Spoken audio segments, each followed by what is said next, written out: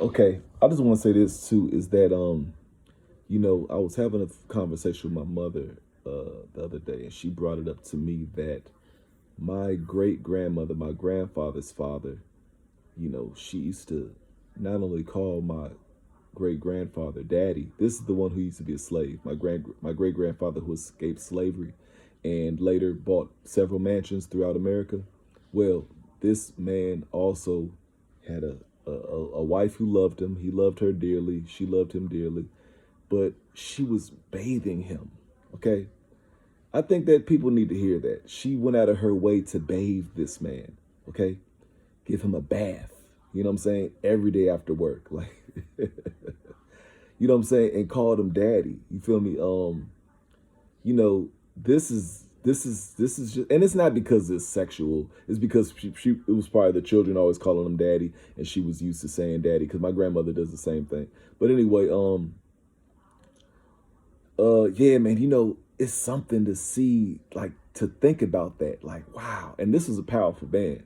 You know what I mean? I'm talking about physically powerful. My grandfather already told me he was powerful. He was knocking out white people who called him out his name. He was like going to court for it. The judge told him he, never let him out of prison if he beats up another white man because of all this and all that, whatever the case may be. I'm just saying, you know what I mean? These are just stories.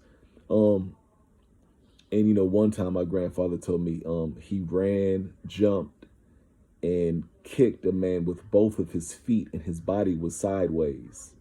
You know what I'm saying? That's like some Bo Jackson type. That's like, he changed like, that's athletic. That's athletic. Think about it. He ran towards the man, jumped, and like channeled his body where it can go sideways, and he kicked the man in the stomach with both feet. My grandfather saw this with his own eyes. You see what I'm saying? My grandfather was a boxer. Never lost a fight as a boxer. Submitted himself in the war at the age of 16, or admitted himself. These are some extraordinary men, you know. And women knew their place around men like this, and they were, and she wasn't even. And don't think that she was just like a pushover. This is a woman who put, razor blades in her hair because she had long, luxurious hair, but she would put razor blades in her hair because she liked to fight, and just in case she would try to come up to her and fight her, she'd have the razor blades in her hair for you to grab and your hands be all ripped up. And so she comes from fighting, you know what I mean? She comes from her, living with her aunt. Her aunt was a madam who owned a whorehouse, and she she was feisty, but at the same time, look at how she treated her man. Okay, and this man is a pastor. You feel me? Like, it's just all crazy. Like, the dynamics are crazy. But this man is a pastor. My great grandfather was a pastor, and to think, I be thinking about that, like, wow, like my mother was like, oh yeah, she loved him greatly. She loved him with a deep love. You know what I mean? But first she was really saying that about him, and she was like, he loved his wife. He loved his wife. And I was like, well, what kind of love did she have for him? You know what I mean? And she was like, well, she said some kind of saying that they say, like she waited time for him, or something like that.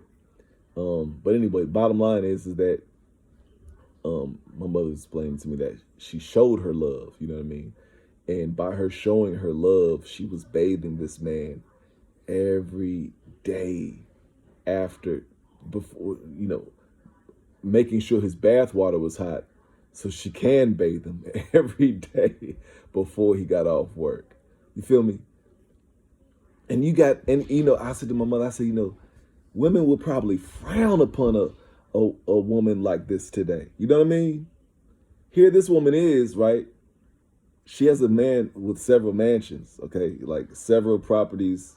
This man is a great man. You feel me? Like, I mean, it's not that you have to be a great man to deserve these things, but it's not like he was a bum. You feel me? And she knew how to honor this man. She knew how to really honor this man. These are my grandfather didn't have that life. You feel me?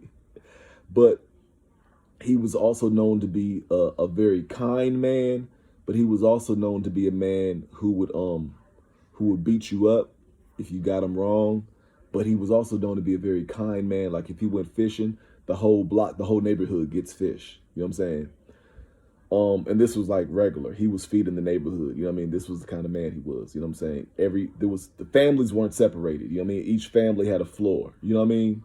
Like in these big houses, each family had a floor. You know what I'm saying? Boom. This family's on this floor. This family's on this floor. And these are different children of theirs who have already had children. Okay, my grandfather and his wife and his children. You feel me? Not saying that he didn't have, but you know, he was also with him at times. So it's just like, wow, you know what I mean? To think that what kind of a confident man are you? You know what I'm saying? That's just, it's something that I wanted to share with y'all because I don't think that people are used to hearing these kind of things. You know what I'm saying? I come from, when I tell y'all, I be trying to tell y'all I come from men. I be trying to tell y'all I come from men. I come from real masculine men. I come from men, man. You feel me? Whether they Muslim or Christian. I come from men who knew their place. They took care of their wives or, you know, and my wife but in my father's and his side, wives. But nonetheless, they took care of them. You know what I mean? And I'm not here to, you know, justify or speak against or anything like that because, you know, it is what it is. But I'm just saying that they took care of them and they were taken care of.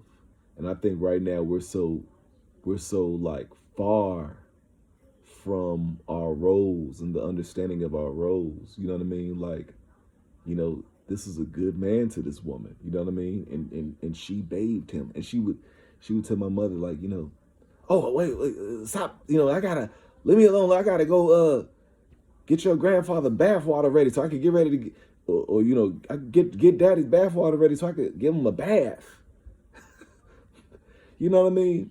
And this man was already muscular. He was built, you know what I mean? He was, you know, this is slavery muscle. You feel me? This man wasn't no like, you know, and you look at him, he ain't no pretty boy guy. You feel me? This is a masculine man who looked like he done been through life. You know what I'm saying? And he ain't, you know, no sissy type of dude. You know what I mean? When I look at him, I see a man where I just look at him mysteriously, like, wow, you know what I'm saying? Who was this man? You know what I'm saying? Because he died a little bit before I was born. But no. He was alive while I was born.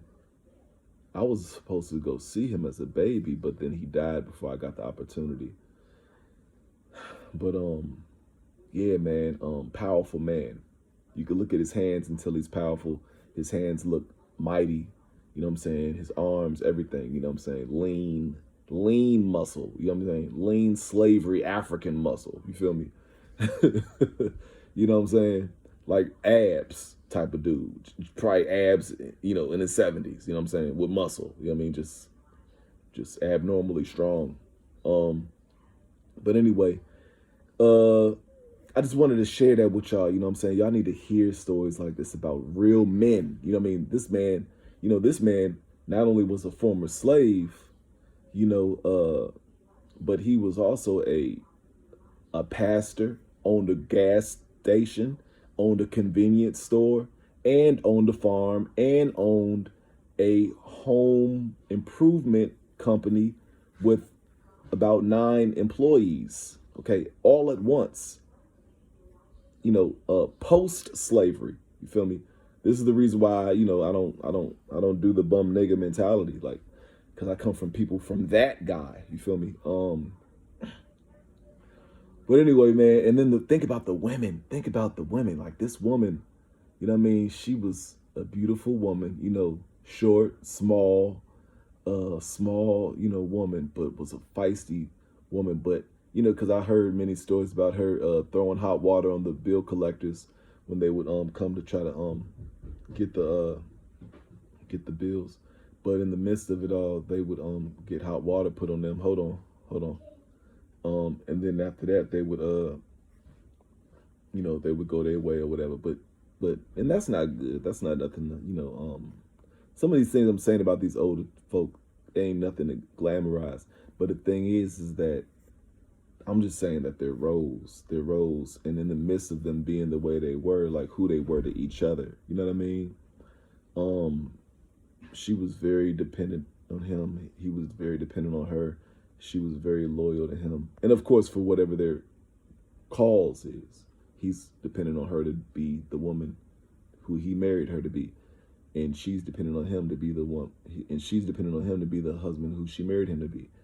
And this is what it means when it says submit one to another, because he's submitting to his role as a husband. He's submitting to her in his role as a husband.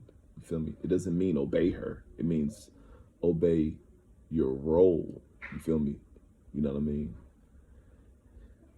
So, and ultimately you're obeying God and all these things. But anyway, knowing your position, knowing why you are a husband, knowing why you are a wife, these things are very important. You know what I mean? I think I went into my first marriage knowledgeable. I really can't admit that. I knew my position as a husband. I knew what I was supposed to do. And knowing, and if you don't know those things, you're not fit. You know what I mean? If this sounds like, oh my gosh, she was a slave. Like, I can't believe she was bathing him every night and every day and rushing to bathe him every. No. If that's disgusting to you and horrible for you, you shouldn't be getting married. Nobody should look at you as worthy of a wife. Like, not saying that is the, you know, that is the standard, because I didn't have that in my life when I was married. But what I'm saying is that if that bothers you, if that rubs you the wrong way, you're not even fit, because it's selflessness. You know what I'm saying? That's what marriage is. It's selflessness. So anyway, God bless you in the mighty name of the Lord Jesus Christ.